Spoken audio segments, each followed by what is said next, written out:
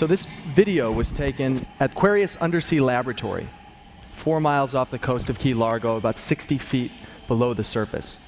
NASA uses this extreme environment to train astronauts and aquanauts, and last year they invited us along for the ride. All the footage was taken from our Open ROV, which is a robot that we built in our garage.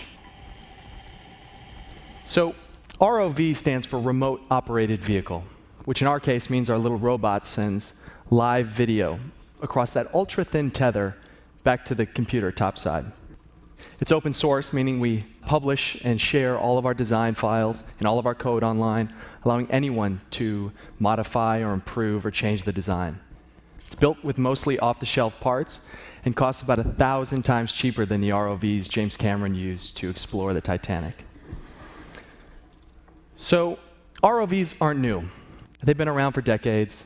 Scientists use ROVs to explore the oceans. Oil and gas companies use them for exploration and construction. What we've built isn't unique. It's how we built it that's really unique. So I want to give you a quick story of how it got started. So a few years ago, my friend Eric and I decided we wanted to explore this underwater cave in the foothills of the Sierras. We'd heard this story about lost gold from a gold rush era robbery, and we wanted to go up there. Unfortunately, we didn't have any money, and we didn't have any tools to do it. So Eric had an initial design idea for a robot, but we didn't have all the parts figured out. So we did what anybody would do in our situation. We asked the internet for help.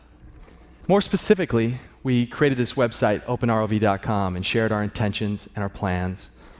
For the first few months, it was just Eric and I talking back to each other on the forums. But pretty soon, we started to get feedback from makers and hobbyists, and then actually professional ocean engineers who had some suggestions for what we should do. We kept working on it. We learned a lot. We kept prototyping, and eventually, we decided we wanted to go to the cave. We were ready.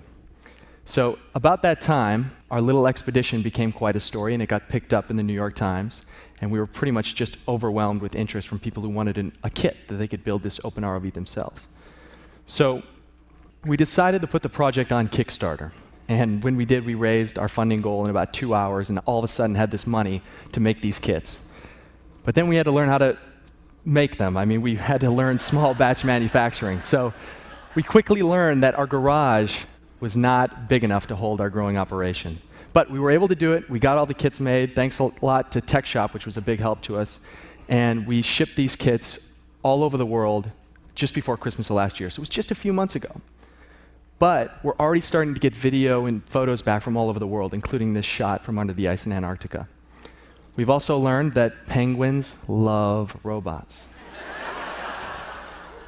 So we're still publishing all the designs online, encouraging anyone to build these themselves. That's the only way that we could have done this.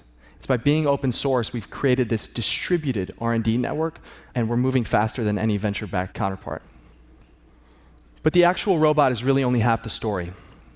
The real potential, the long-term potential, is with this community of DIY ocean explorers that are forming all over the globe.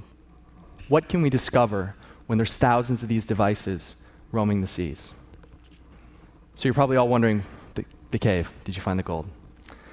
Well, we didn't find any gold, but we decided that what we found was much more valuable. It was this glimpse into a potential future for ocean exploration.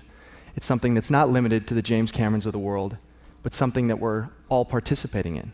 It's an underwater world we're all exploring together. Thank you.